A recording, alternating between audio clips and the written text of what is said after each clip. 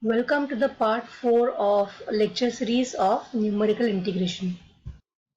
In the previous lectures, we have covered the algorithm for solving the examples of numerical integration as well as the different types of examples. So let us start with the first and the simplest example for numerical integration, that is whenever the data is already given to you. Okay. So here you can see this is the first example that I had discussed in the previous video lecture. So here x and y values are already given. We only need to write down the corresponding y values as y0, y1, y2, etc. up to yn. Now n here is going to be, there will be how many values? 1, 2, 3, 4, 5, 6, 7. Okay. So 0 to 6. So n is going to take a value from 0 to 6. Let us see. Here both x and y values are given. Let us follow the algorithm. So algorithm says that you write down a and b. A and b is given. So a is 1, b is 7. So a is basically nothing but x0 and b is nothing but x6. Here h is 1 obviously, because you can see that the difference between the consecutive values of x is 1. So 2 minus 1 is 1, 3 minus 2 is 1, 4 minus 3 is 1, etc. So h is 1 here. Next we need to write down the y values. So y0, what is y0? This is y0. Then y1, this is y1,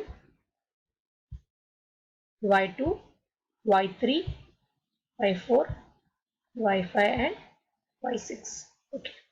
So these are the values. So our extreme ordinates are y0 and yn. So yn here is y6. So y0 and y6 are going to be the extreme ordinates and these are going to be the other ordinates. Okay, let us now see, since we are going to solve this using trapezoidal rule, let us see, we have to rewrite the formula now. Now the formula will become integral a to b fx dx is h by 2. We are going to customize the formula for this particular example, since our extreme ordinates are y0 and y6. Therefore we are going to rewrite the formula as h by 2 into bracket the sum of extreme ordinates, that is y0 plus y6 plus 2 times the remaining ordinates. So what are the remaining ordinates?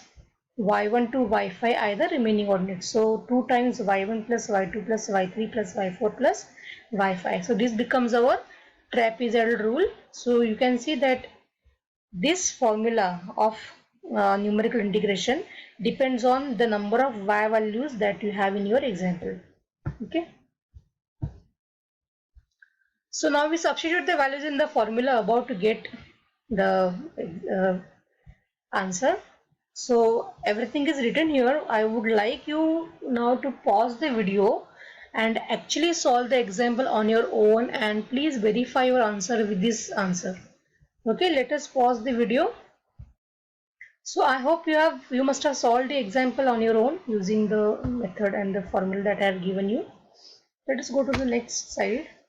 So let us see what do we get using the Simpson's one-third rule. So now Simpson's one-third rule, what is Simpson's one-third rule? It is h by 3, x is the sum of the extreme ordinates plus 2 times e. Capital E stands for sum of the even ordinates. Okay. So here even ordinates present are y2 and y4, and the 4 times the sum O is what? Sum of the odd ordinates. So what are the odd ordinates present here? y1, y3 and y5. Therefore for this particular example, our Simpson's one-third rule can be written as h by 3 y0 plus y6, which is sum of extreme ordinates, plus 2 times sum of even ordinates, that is y2 plus y4, plus 4 times sum of odd ordinates, that is y1 plus y3 plus y5. Okay. So we substitute the values now from the table given. So these are the steps. Again, I would like you to just pause the video and actually substitute the values in your formula and verify your answer. So just like the Simpson's one-third rule, now Simpson's 3/8 rule will have this customization. So what is Simpson's 3/8 rule says? 3h by 8 x, that is the sum of the extreme ordinates. So this is y0 plus y6 plus 2 times the terms capital T. Capital T stands for sum of the ordinates which are multiples of 3. So in this given data of y, we have only y3. Okay, because y6 is already taken as the extreme ordinate. So y3 is the only y ordinate which is a multiple of 3. So 2 times y3 plus 3 times r. What is capital R? Capital R is the sum of the remaining ordinates. So what are the remaining ordinates? That is y1 plus y2 plus y4 plus y5. Therefore 3 times the remaining ordinates. So this is how the Simpson's create rule will be customized for this particular example. Again, substitute the values, simplify, and you get your final answer. So if you can see that all these answers that you obtained using the three numerical methods formulas are very near to each other. So if you can calculate, if you knew fx and you could use the analytical method, you can get an exact value. So that value, if you subtract with this approximate value, the answer that you get is called as an error. So the job of a person who is using this formula, or for a real life example, keeping the error minimal is the task, and it is a tough task.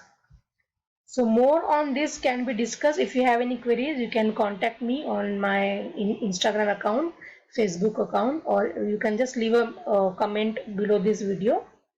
That's it for today. Let us solve few more types of examples in the next sessions. Thank you.